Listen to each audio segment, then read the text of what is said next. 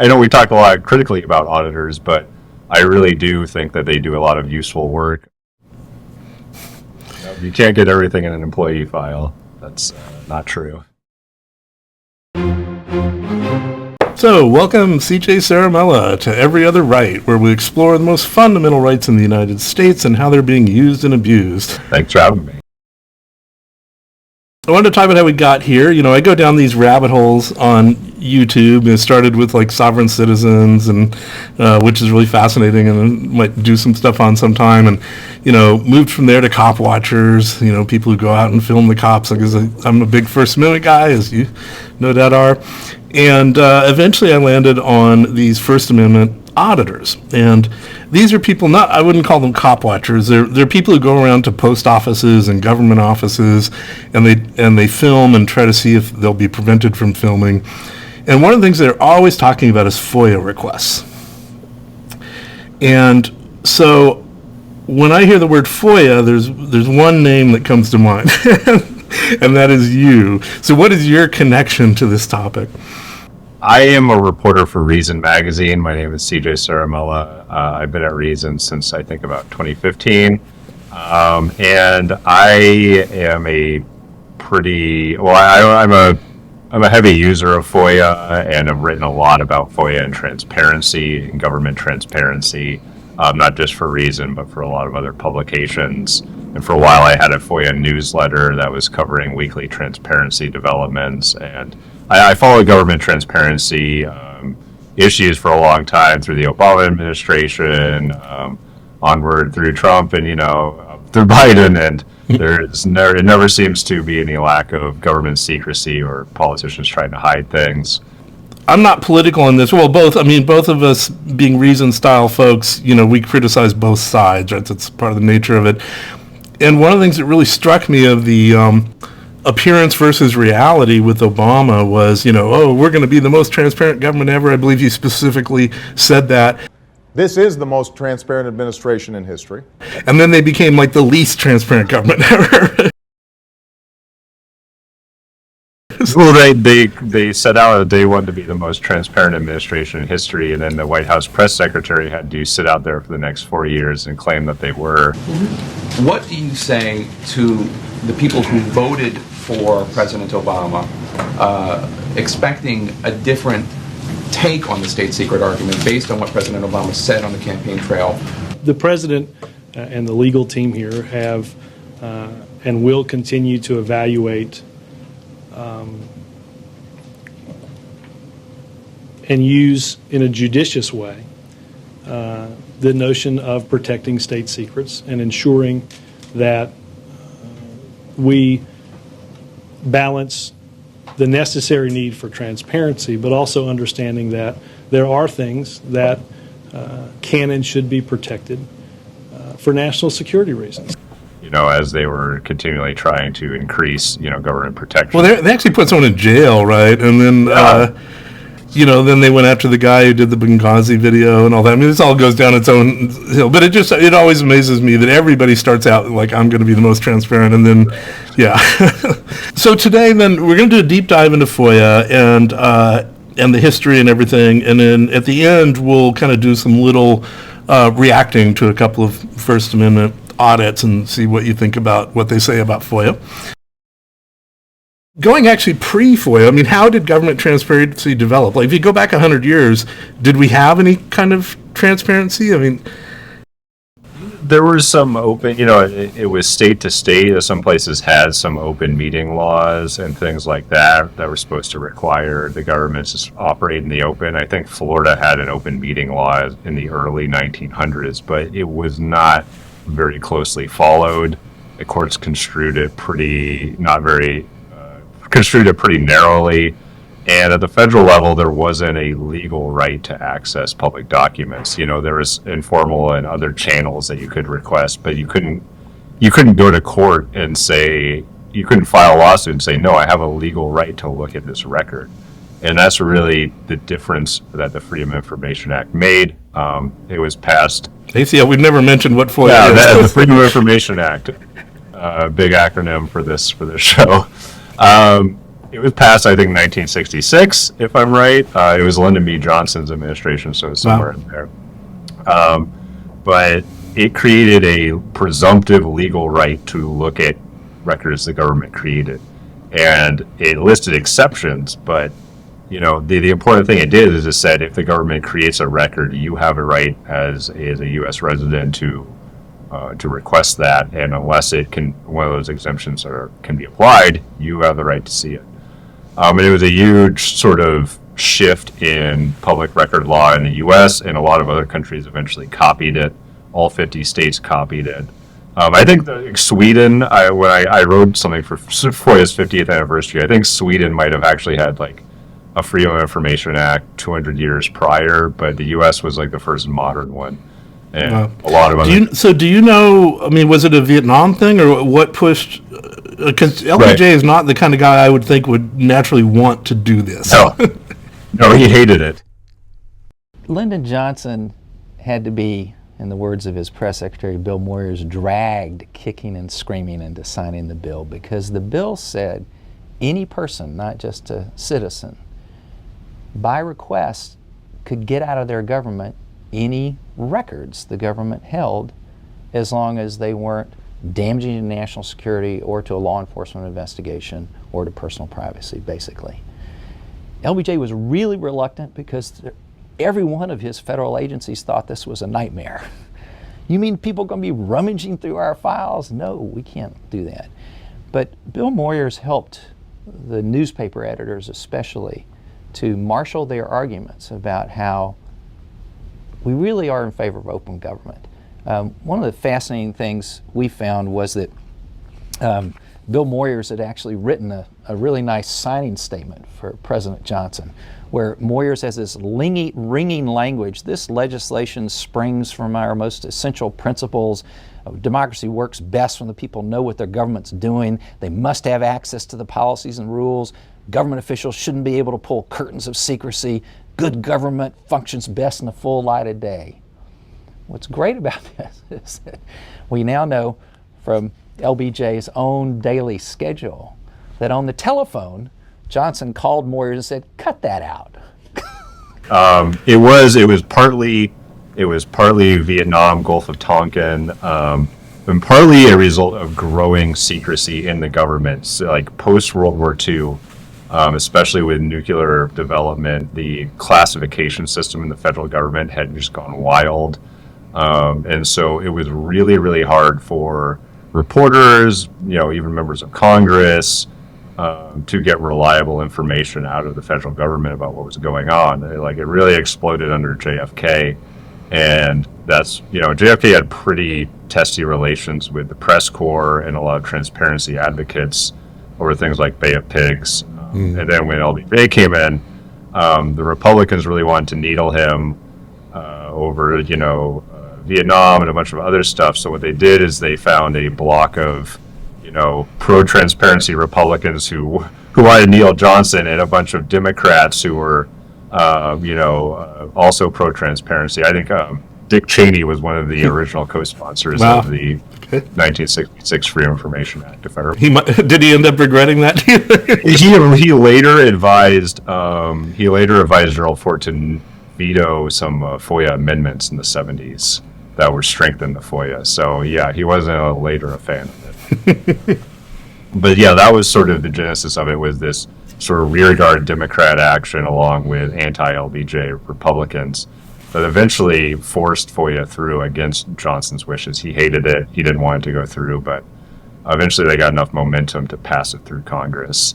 And Johnson signed it on July 4th. So when we talk about government records, I mean, what does that mean? So, for example, one of the auditors I was following is doing a bunch of lawsuits to try and force it so that if a government employee takes a picture on their personal phone of the person doing the audit, they must turn it over as a government record.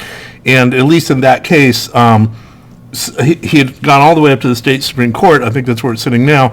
But it had failed at every level because it said it's not a record we keep. We don't, it isn't something that's part of government, so we're not going to Right. turn it over. So a government record is a record created in the course of doing government business, right? So a funny thing is that because everyone uses cell phones now, including personal cell phones, personal cell phone text messages and pictures would be subject to a public records request if they concern government business. So if bureaucrat A texts, bureaucrat B on his cell phone and says, I think the state park proposal should be blah, blah, blah. That's a public record. Well, and I think that's really critical, right? Because otherwise it's a way to escape scrutiny. On the other hand, I mean, what's being claimed in that case, right, is saying, well, the government business is that I'm there filming their office, and they took a picture of me, therefore that's government business. I mean, there's it's kind of hard to see the government, it's in a public place. I don't really know what the government business being performed there is unless it's like a law enforcement capacity. Like if a police officer is recording you in a public place, you have a right to that footage. The legal reasoning for making that public record Right. is all shaped. Well, but I always find these things interesting, right? Because a lot of things you can say, oh, of course, just some random government worker. But then you say, well, okay, if a police officer is doing it and it's not their body camera, it's their own phone, now are we in a different world? Well, if it was their own phone, that would be an interesting question. Now, like I said, text messages and stuff like that can be public record. And I think police officer text messages have definitely been FOIA before. I can see that, Gotten yeah. in a lot of trouble recently. So what kind of records, are people going after that make a difference? The records that I find that people are going after to make a difference are, I think your Reason Foundation, we do a lot of stuff pulling pension numbers. We were talking about that earlier. Pulling data from state websites that is not readily available and collating that into ways that people can actually digest and understand and download is really important work. There's a lot of that going on in the criminal justice system with databases on police killings, and police use of force, things like that. Financial, like we were talking about with the Reason Foundation, trying to actually get state pension information in readable and digestible formats. Basically making the business of the government accessible to people and transparent. An interesting recent case, are you familiar with the Tiffany Henyard situation in Illinois? No. She is a mayor and town councilor of a couple of townships in Illinois, completely corrupt, been, spending all the money on like hair and trips and everything, and just massive corruption, and it's all kind of falling down. And one of the things that will probably be on the list of charges she's facing is that they started using FOIA to show what she was spending money on, so she just instructed the FOIA officer to stop responding. Yeah, no, that's there's multiple cases of that we come across. Like Virginia, I think Richmond, Virginia just got in trouble for basically identical conduct. They were just directing the police not to respond to records requests. And compliance is one of the biggest issues with FOIA at state and local and federal level, is there's not really enforcement. There's not, when you catch public officials violating this law, the worst that happens is you sue them and then you get a settlement paid for with taxpayer money. Right. So it doesn't cost the officials anything. There's no consequence. I could defend some offices a bit, especially like I used to live in San Francisco a long time ago, and you had these, that back then, before it was First Amendment auditors, it was retired people without enough to do, and they would go in and they would make these requests for just thousands of pages of stuff that someone would have to put together and redact and all that, and the cost of it for no good purpose was, I could understand why there'd be a little bit of defensiveness on like, we're just not going to, deal with any random request. Now, a lot of states have laws against having overbroad requests. So, like, if you put in a request that's, you just give me all of your records from 1985 to the present on such, they'll respond to say, this is an overbroad request. We don't have the capacity to do this. There are states that don't have those requirements, and that's where they run into trouble. Like Washington didn't have a exception for overbroad request, and someone requested like every bit of body cam footage from the state highway patrol. and they were obligated to start processing like thousands of hours of footage or something. Right. They can't just hand it over because there's private information in there that you can't, people's social security numbers or phone numbers or whatever. They can't just be sent to the public, right? No, there are pretty reasonable, FOIA offices out there rejecting requests for good reasons. I have seen at least one case where they would charge like $25 per request. I mean, usually you have to have a fee schedule of some sort. Like, you have to be able to itemize a FOIA receipt and say, like, this is what we're charging you for. It's for, like, processing, review, things like that. If you're just charging every requester $25, no matter what, like, I don't know. I mean, it depends on the state, but it's not out of question to have some charges go along with it. no, I get charged hundreds of dollars from agencies all the time. So. And is that based on the volume of data or whatever? What is it they're charging you for? Sometimes it's the volume. A lot of times it's the estimated legal review. I requested a decade's worth of like police disciplinary records from school resource officers from counties around Florida, and most of the time they would just charge me $100 to $200 for production and review. But then like Palm Beach County tried to charge me $20,000. Wow. What are the most interesting FOIAs you've either seen or filed? I'm kind of an oddball. Like, I like goofy stuff, so a lot of my favorite FOIA requests are kind of stupid ones. Like, people will FOIA the cafeteria complaints from the CIA.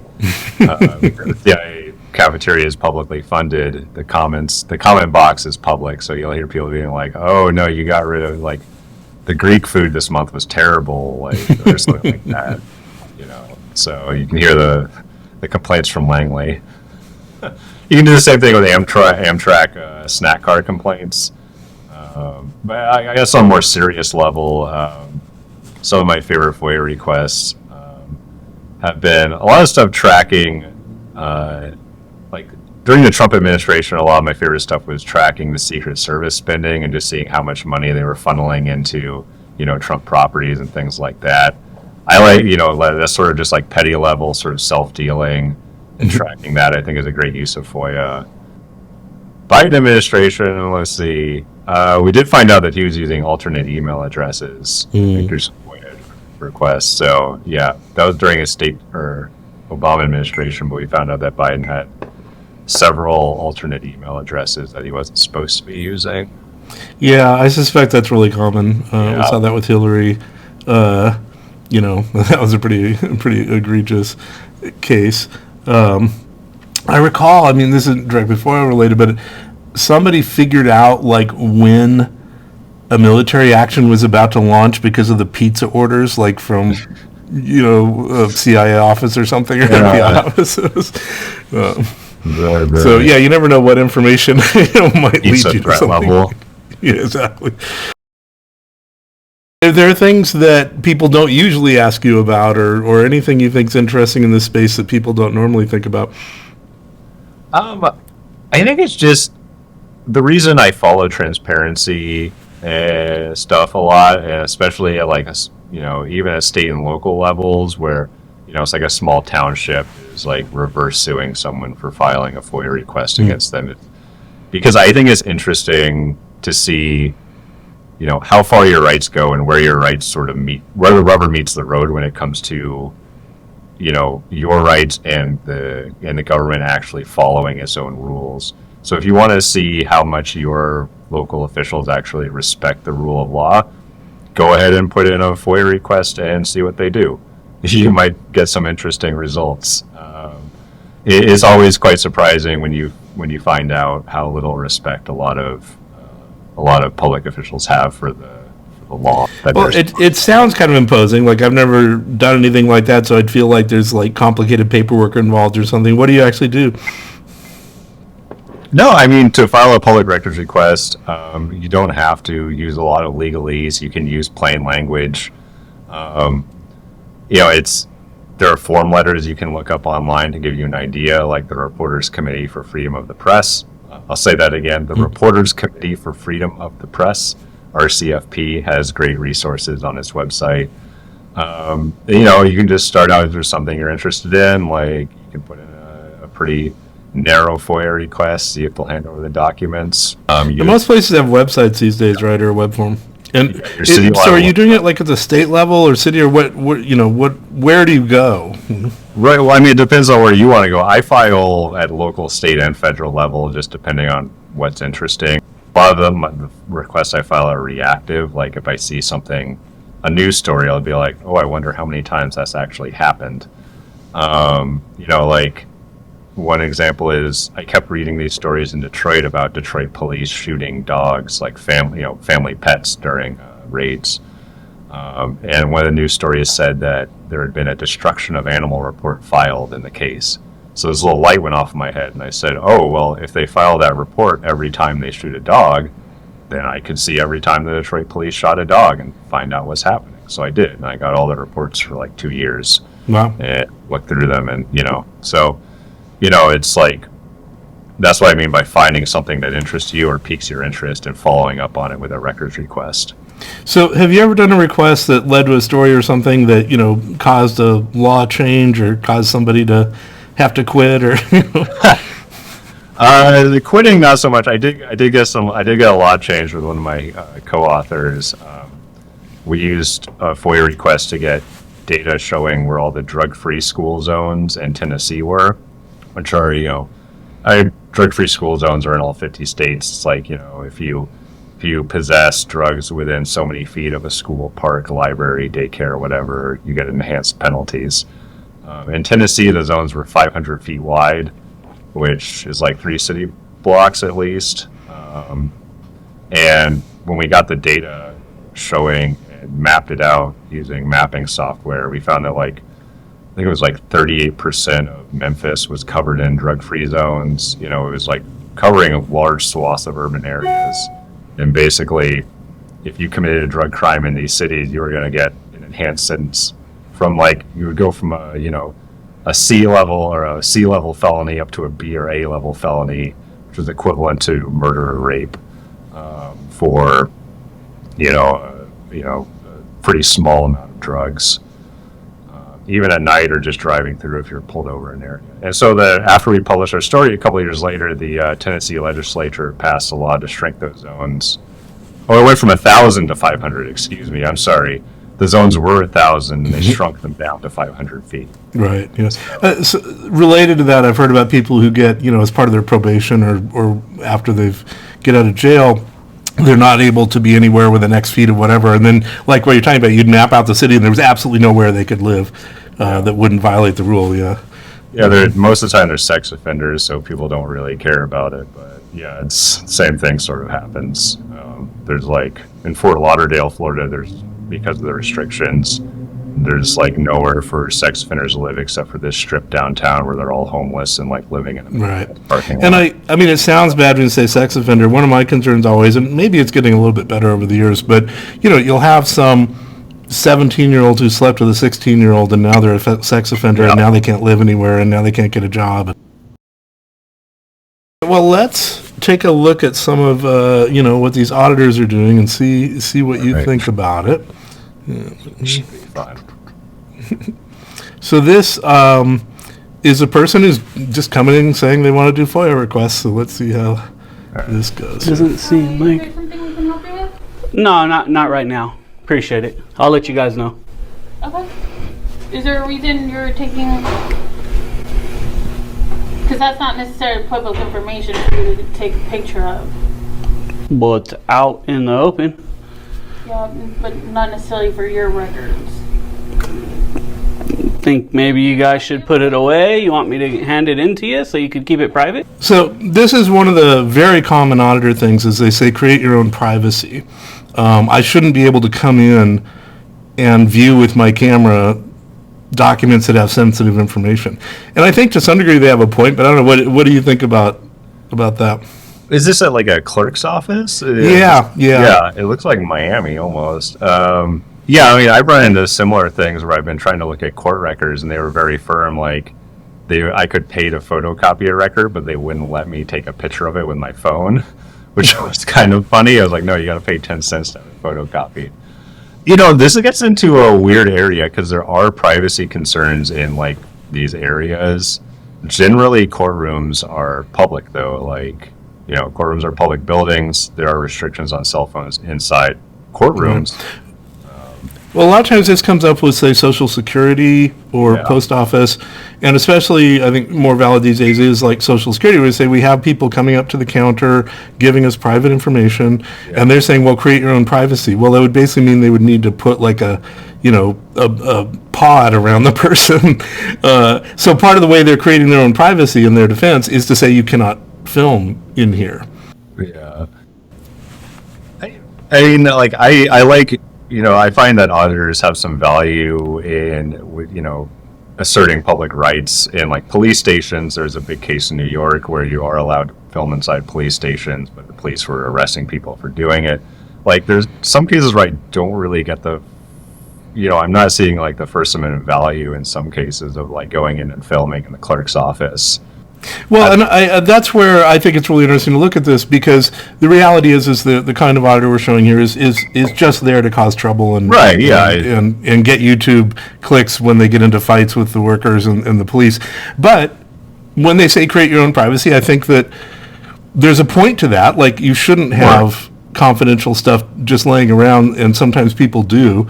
On the other hand, as I say, part of their way of creating privacy is say, well, you can't film, So they do have some defensiveness for that, especially in that kind of office. And there's actually recently an auditor who accidentally caused case law that said you specifically cannot film in a Social Security office. That's often a risk of pushing the envelope, is you will push it the other way.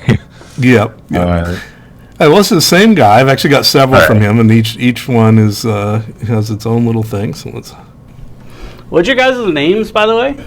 I don't feel comfortable giving that information, especially because you're filming me. Well, you guys work here, right? Right. No, we. Okay. And so you work. Is this a state agency? Yes. Okay, so you work for the public, and you're a public employee, which means your name is public record. So I know police usually have policies where they have to identify. Do you know about it? Or you have any thoughts about, again, random government worker in a clerk's office? No, they're under no obligation to name themselves. I mean, he could politely ask for a business card. They probably don't want to give it to him now. You could probably FOIA the employee list at the clerk's office, or it's probably online. Yeah, well, speaking of which, let me show you the next one, because, that's where it starts getting a little dicey, in my opinion. And that's why I'm asking your name. Well, the thing is, I don't know what you're going to use that footage for. And I don't feel comfortable giving out more information if you're recording me. Oh, okay. Well, then I'll just do a records request and ask for your name and salary and employee file and all that stuff.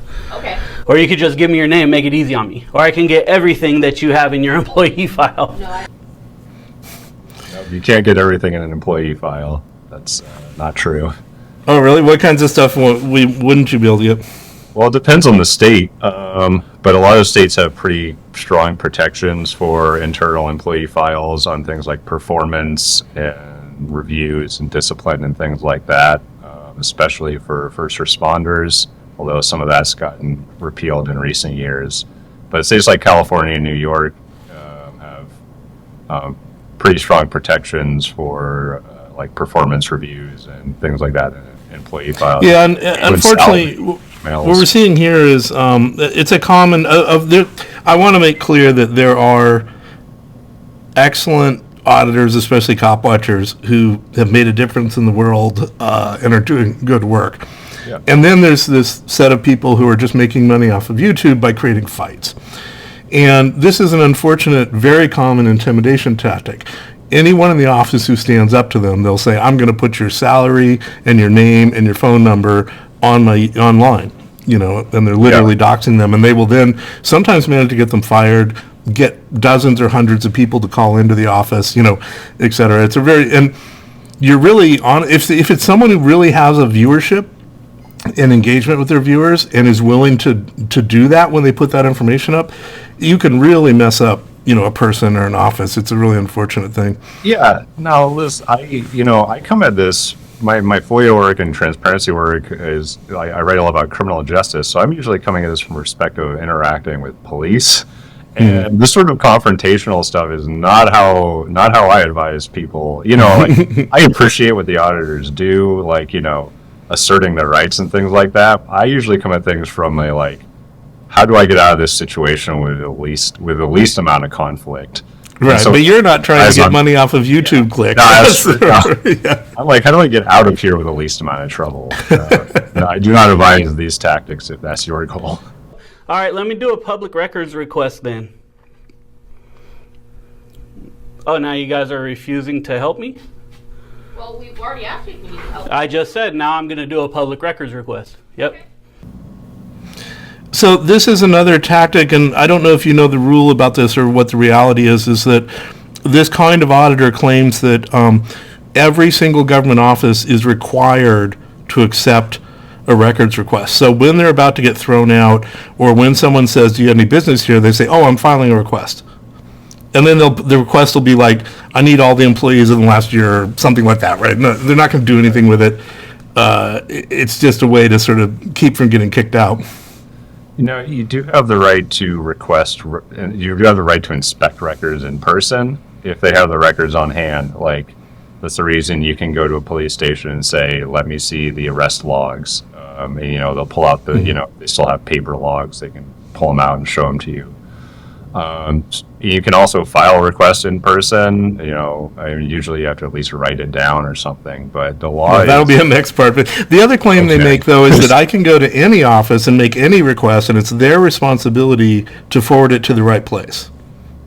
Now, there is a custodian. Usually agencies will have a custodian, and if employees are courteous, they can forward that along to the proper custodian, or they might have policies directing them to. But, you know, it's not like the obligation is a little looser there when it comes to like making sure the request gets to the right person. Do you have business with our board? Well, I'm asking several times right now to do a public records request, and I'm being told no. Submit your public records request. I'm trying to. You guys need to take it, and you guys are refusing to do that. Go, yeah, write it down for me. Yeah. I'm not writing it down. Actually, the state law says that if I need help writing it, you guys have to do that. Wait, what state is this in? Well, they claim pretty much any state. Typically, the rule will say something like, the office should make accommodation for someone who's blind or something else and help them out, right? And the auditor then interprets that as, you are required to take my verbal request and write it down. That might be a bit of a stretch, a little bit of legal interpretation there.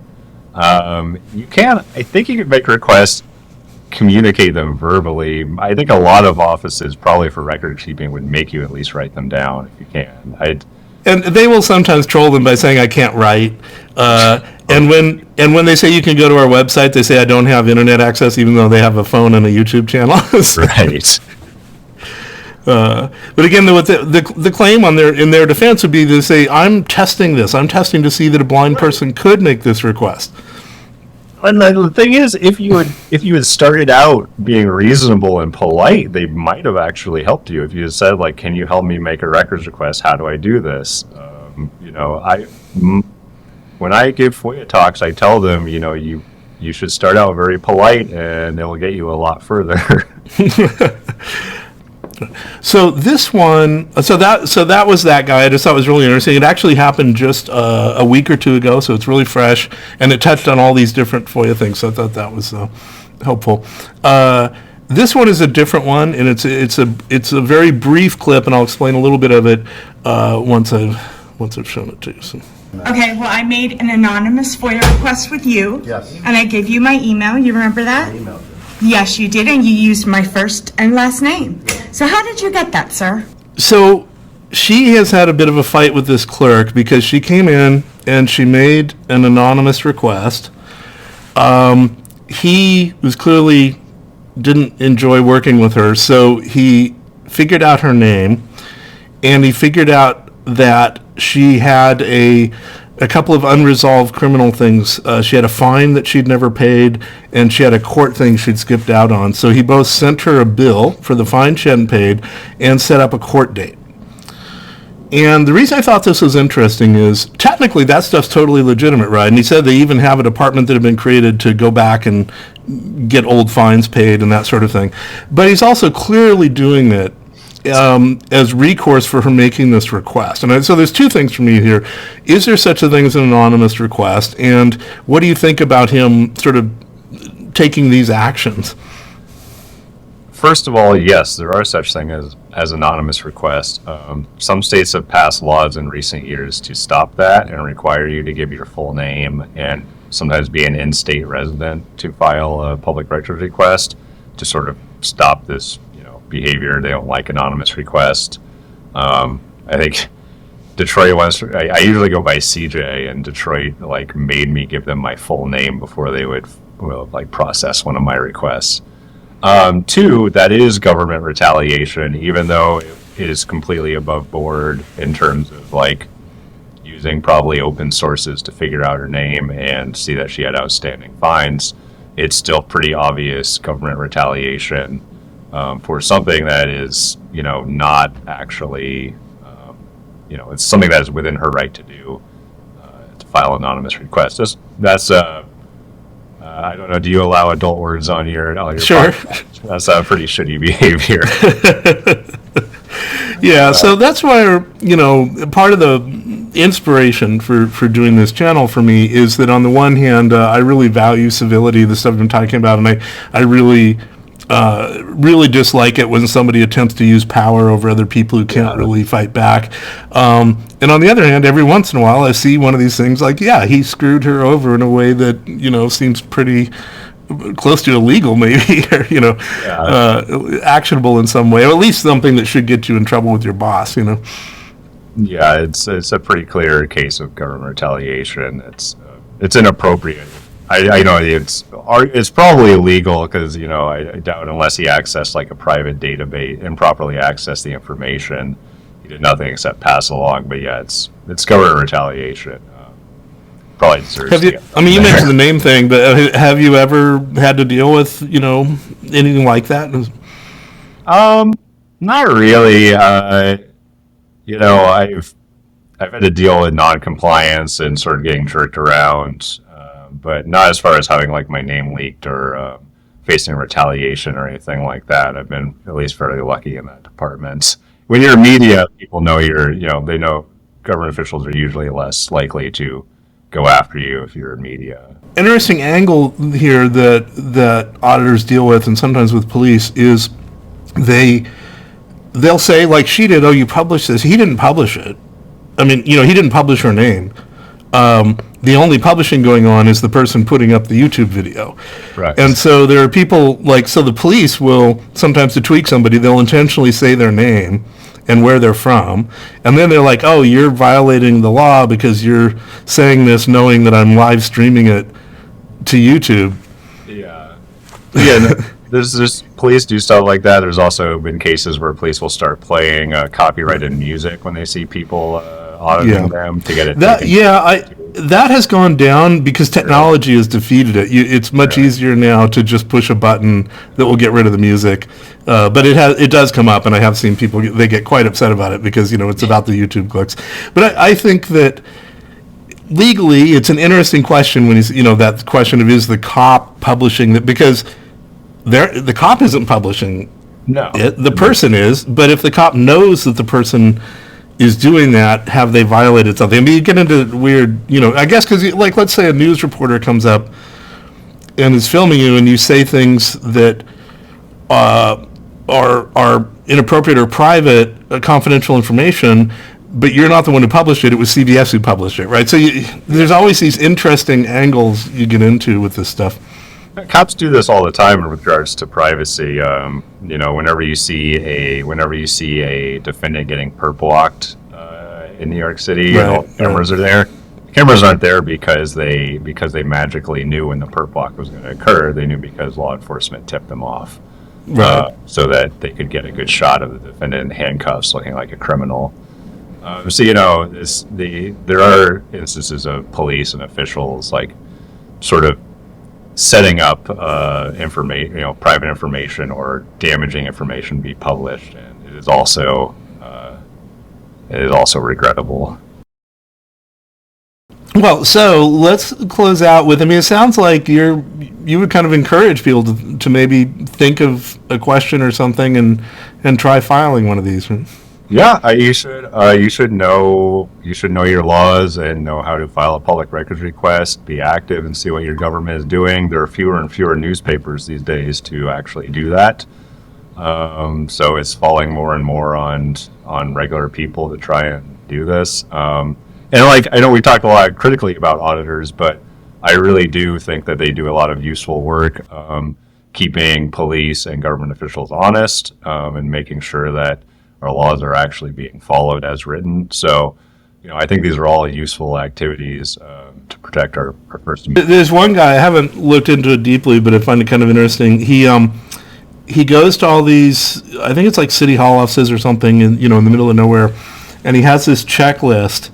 And the law has this set of like 10 things that are supposed to be prominently displayed, a block diagram of the city and, this sort of stuff that nobody thinks about. And he goes through the checklist and pings them on anything they don't have. And on the one hand, he's also obnoxious. So that, again, that's how you get clicks on YouTube. But I thought about it and was like, well, I can't really think of anything wrong with that, even if he's being kind of a jerk about it.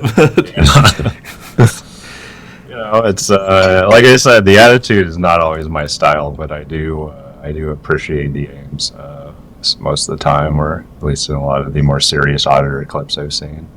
Right. Okay. Well, thank you very much. Yeah, thank you. It was a pleasure. Always have me on any time. I love talking about FOIA.